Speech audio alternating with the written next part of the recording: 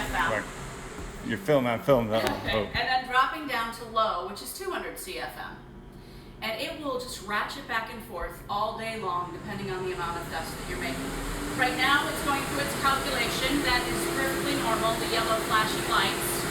That's what you would see if things were starting to fill up on your filters. It would be a good indication to maybe buy some more. Alright, we got green lights, all systems go.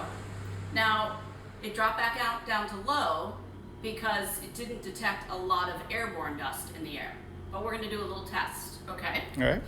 Most job sites have a broom. Ah, I see it. Yeah, it's only the handle. Oh, okay. Here, there you go. All Manny's right, gonna help you out. May I ask you? I'm going to stand out of the way, and you you sweep some dust up into the air towards that system. Yeah. Here.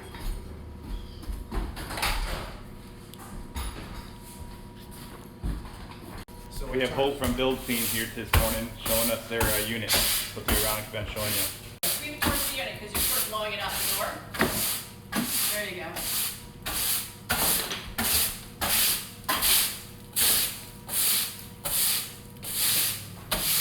Now, it just kicked up because it sensed that you had a lot of dust in the air. So thank you for making a little dust storm to demonstrate. And now the unit will run on high until it scrubs the air. So if you were doing demo and it was, like Snow White in here, then it would continue to run on high.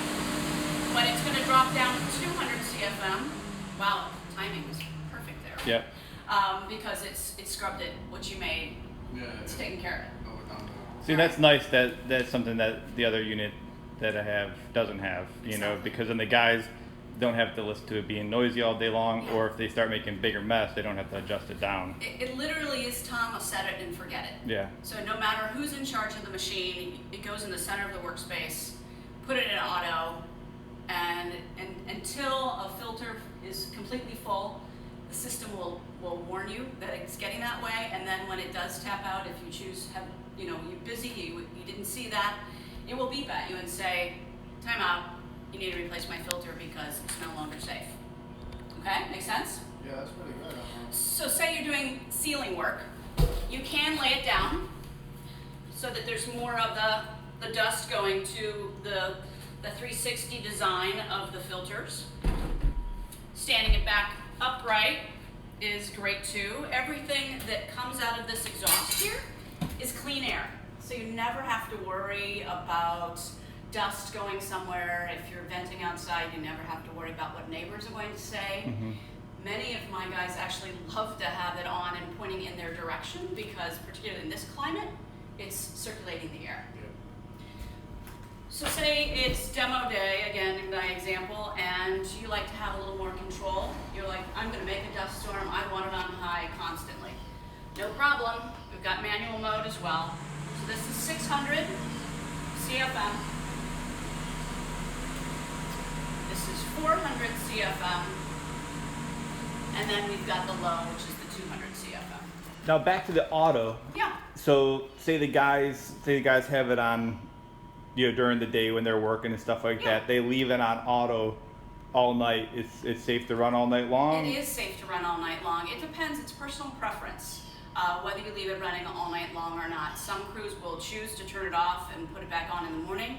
I have some customers that use a residential lamp timer, like a Christmas tree timer, okay, yeah, and set it 6 a.m., 6 p.m. so that that's smart. Because usually at the end of the day, if guys are sweeping up and cleaning up at the end of the day, you're still gonna have some airborne air, right, dust, debris. So it's nice to leave it on, and then if you have it on a timer, it just kicks off. That's smart. Yeah, I think it's smart too. So that's the operation side. Let me turn it off and show you the filters because they're pretty special too. And this unit was designed from the ground up based on feedback from our contracting customers. Okay. This is a heavy duty spun polyester. Want to feel that? And it gets used for about 30 days. Okay. You can shake it out. I recommend putting it in a kitchen garbage bag and doing the shake and bake method in between that 30-day period. And then you throw it away. You certainly want to put a new filter on when you take it from this job to, say, a new job, where it should be clean when you go into a new home. Correct. Just get rid of the contaminants.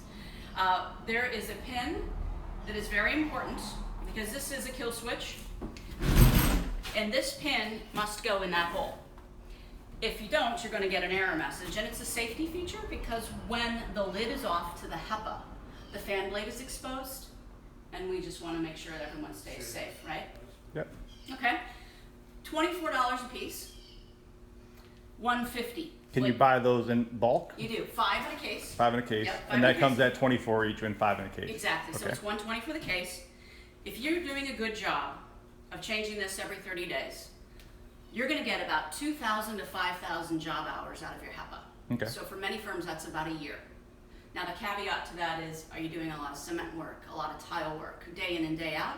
That particulate is very fine, so it will most likely fill your filters faster. But again, it's better than breathing that junk in, right? Okay. There is no maintenance to the HEPA because by nature it's made out of paper and it's designed to encapsulate. So if you actually, it's kind of counterintuitive, but if you actually tried to clean it, the chance of you ripping it is very high. Okay. So, make sense? Yep. All right. Now let's talk about ventilating. Right now, what we've been demonstrating is the unit in recirculation mode. Turn it back on. Oh, is it giving me an error too? Yes, I did not put the filter in. That's part of the design. I planned that. Wink, wink, nod, nod. So I did not take the extra time to make sure the pre-filter pin is in, and this is very common. Okay, now he's in.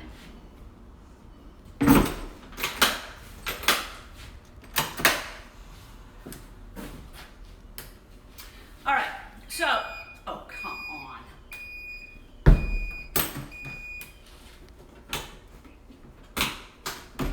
I have another filter in the car that I might need to get. Oh, it's a little askew. So if that does bend, I'm gonna do this trick oh, you're showing the tricks already. and showing the trick. So if it does bend or break, you can just pull that Yeah, out you and know, do that. But you don't want to have that out while it's running. Yeah, you know, it's not the greatest thing to do, but when Well, you've you got guys in work trucks carrying filters around, it's gonna happen. it is going to happen. And when you call me from the field, we have great customer service. And when you call me in the field and you go, Hope, I've got an error too. And I say, all right, well, what's going on? Did you remember to put the pre-filter pin in? And usually the answer is no. But if the answer is yes, sometimes the filter gets tweaked. So it could happen in transport, what have you. All right, so we were talking about recirculation. This is recirculation mode. When we open up, So when you do have the go ahead, I'll let you keep on going. no, I welcome questions, absolutely.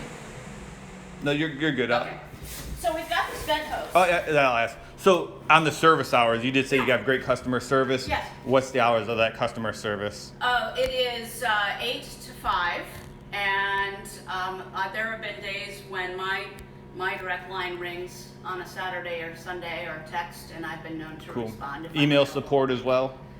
Email support as well. Most guys are not working over the weekend, we have discovered, but for those that do, you know, we do the best we can. Great. Nope, just asking. So, we've got, I'm just trying to find a clamp. I'm hoping that the customer left it in there for me. No, they did not. So I'll get you a clamp. My apologies. So, this would go here, right? And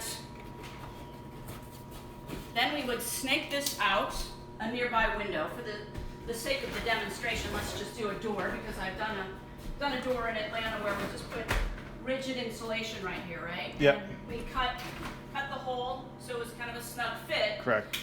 And the rest of the house was closed, and we've in essence created a vacuum in this space. Yeah. Yep. Creating the negative pressure. Negative pressure. Another reason you want, this is a nice thing for some of you guys that are watching is if you are working in a small confined space like a bathroom per se, you don't want to create too much positive pressure because you're going to be blowing your plastic around or your door, or you're just going to be kicking on dust and you're going to be working against yourself.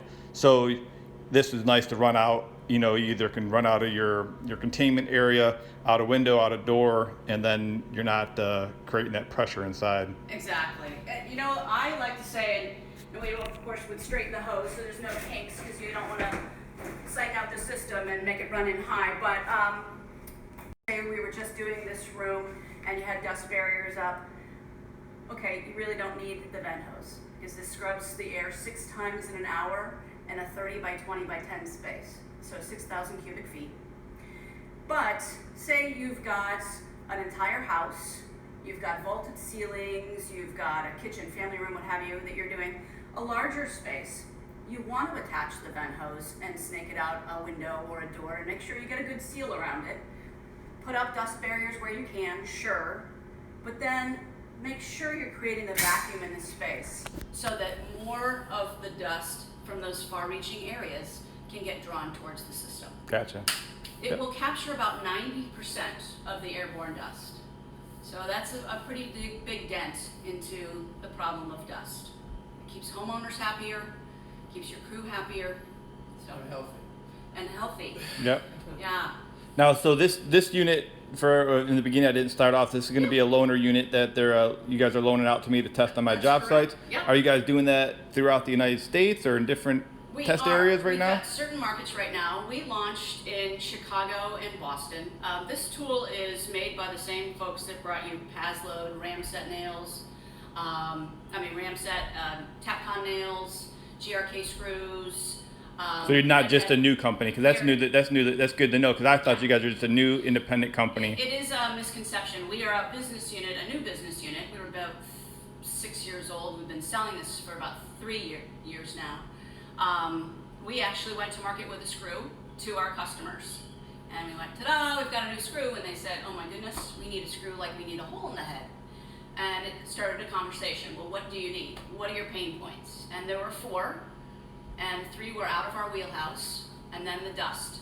And we went, some very bright people created this machine, and this has hit the market and just done great. So we tapped Chicago, Boston, we're in the West Coast, the major markets, we're in Minnesota. I was just in Orlando launching that one, so we're getting around. Good. Yeah. Good. And then, so you were saying the buyback program. You want to explain it to that? Because I have a couple guys like myself that are running different units. Yeah, for those guys that have a different unit, we have in the past offered a buyback of one of their units. So we'll give you a $500 credit towards the cost of the unit. And in the unit itself, it's $1,060. Okay. So it's just a nice way to offset your previous investment.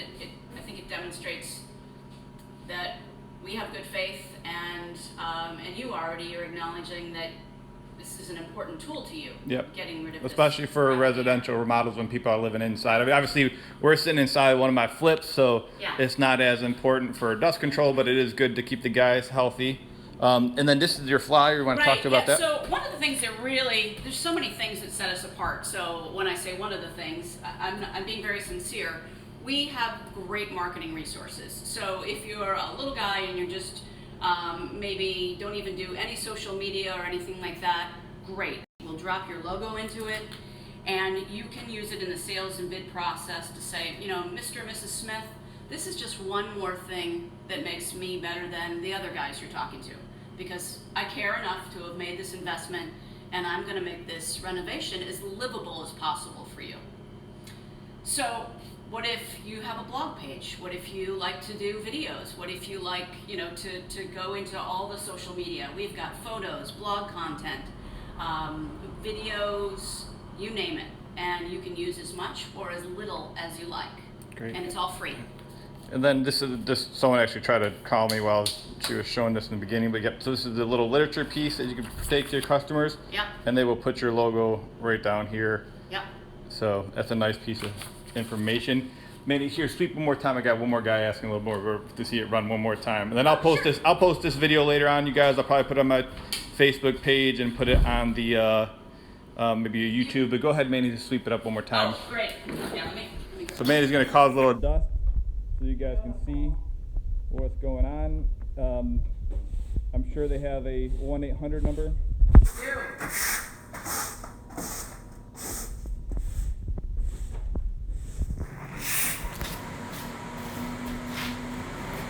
Yeah, that's not going to stay on when it's in high without the clamp. So. Yep, and you can hear the unit. She doesn't have the clamp for the hose, but you can hear the unit right there. Go ahead and click on. This is a loaner unit, so whoever gave it back to her didn't give her the hose.